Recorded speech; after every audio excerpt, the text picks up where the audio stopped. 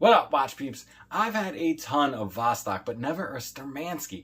They should really be more popular as they have the best space connection of any brand. Forget Omega, Stermanskie was legit the first watch in space. Yuri Gagarin wore one on his flight in 1961. Now the Dolphin I have here today is a modern recreation of an old pole yacht, but still pretty sweet, so let's check it out. I'm Pete, and we are chillin' with watches.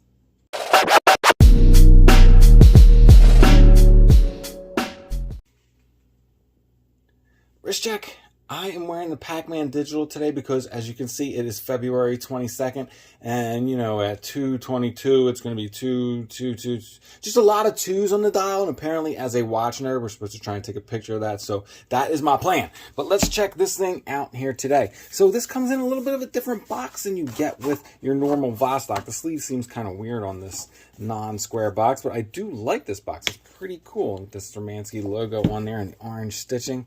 Inside, you of course have your booklet with a picture of Yuri Gagarin on there, making this brand famous. And inside is the beautiful little Sturmanskie Dolphin. Now these things are awesome, and I say little because they are small at 38 millimeters. And this watch is surprisingly unpopular, and I think part of it is maybe the size, but I think the other part of it is the size combined with the price. These are $370 on Maranon.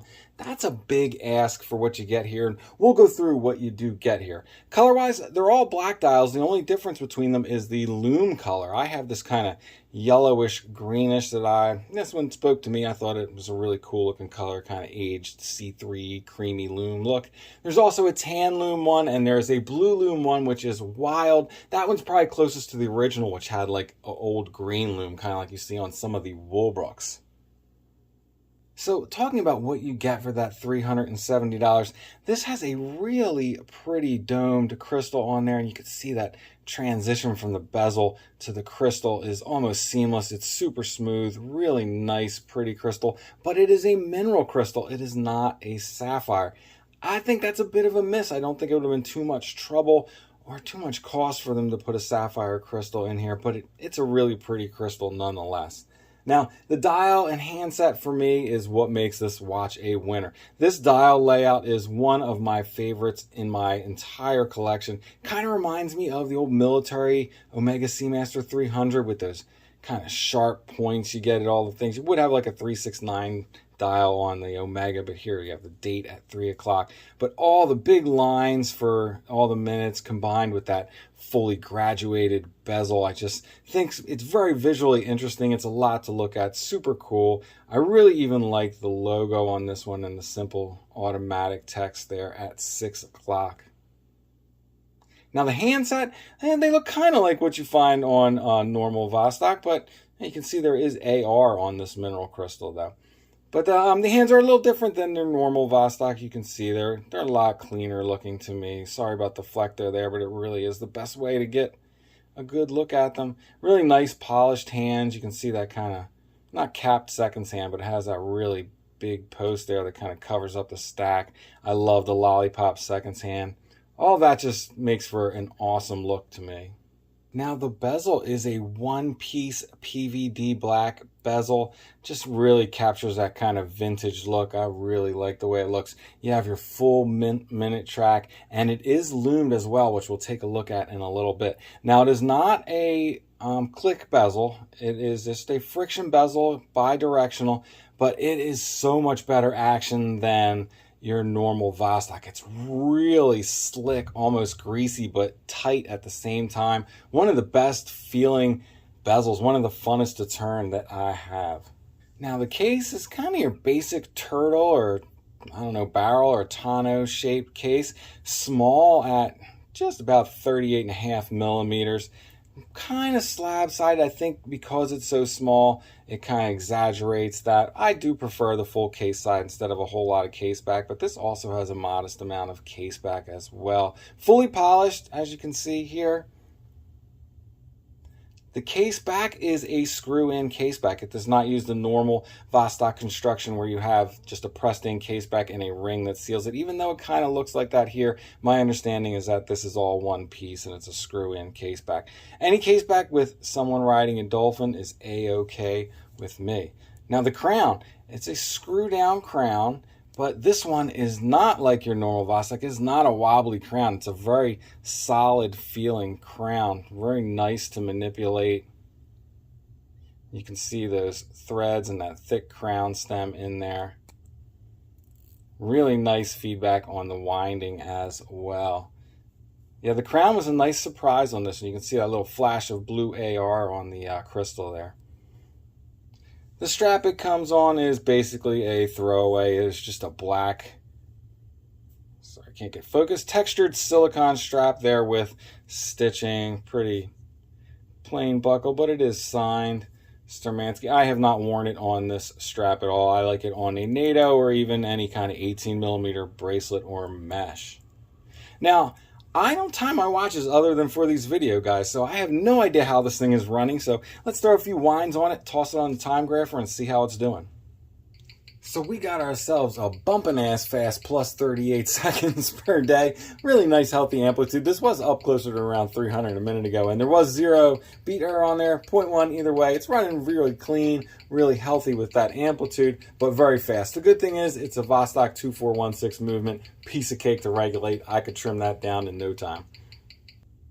Going over the dimensions, we are looking at a 38.5mm case, 38mm at the bezel. It has a really tidy lug to lug of just over 45. I measured 45.2. Comes in at 14.4mm thick, a little thick for its length, and it has 18mm lug width. Going over some of the other specs, as I mentioned, we are looking at a domed mineral crystal with blue AR coating. It uses Swiss Superluminova on the dial hands and bezel. It's running the Vostok 2416B movement, and it has 200 meters of water resistance. Now on this OEM strap, it came in at 88 grams. Let's take a look at how it wears on wrist. And here is how it wears on my 7¼ inch wrist. Now, previously, I might have said, that's small. But you know what? Lately, these days, I'm thinking, that's comfortable. And I am kind of digging this size watch. Here you can see it sits close to the wrist, but it is a little bit slabby. So let's take a look at it side by side, some other watches. If you're watching this video, you are probably a Vostok fan. So here it is next to a Vostok 120 case, which is 39mm at both the case and the bezel.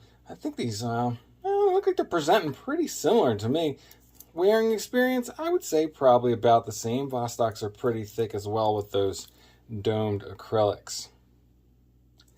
Next I have it here next to another 38mm diver, the Tudor Black Bay 58. Again, I think the Black Bay looks to me like it's presenting a little smaller. I think that's due to the smaller dial opening, but pretty much the same size watch. Black Bay coming in a little thinner, or at least that width is spread out a little more than it is on the Dolphin. I also have a 38mm field watch here, so you can see how it wears next to something in the sport style of the same size. I think the sport is always going to look smaller in this case due to the lack of rotating bezel. Lastly, the SKX, just because everybody likes to see something next to our benchmark SKX, 42.5mm here, so a full 4.5mm larger. And I mean, you notice that difference on wrist. I know, looking at wrist, but looking at it here, it doesn't look all that much different, but it is. All right, lastly, let's check out that fully Lume dial and bezel. Keep the Lume. You don't usually get to celebrate Lume on a Vostok, but the Lume on this thing is sick. Check that out.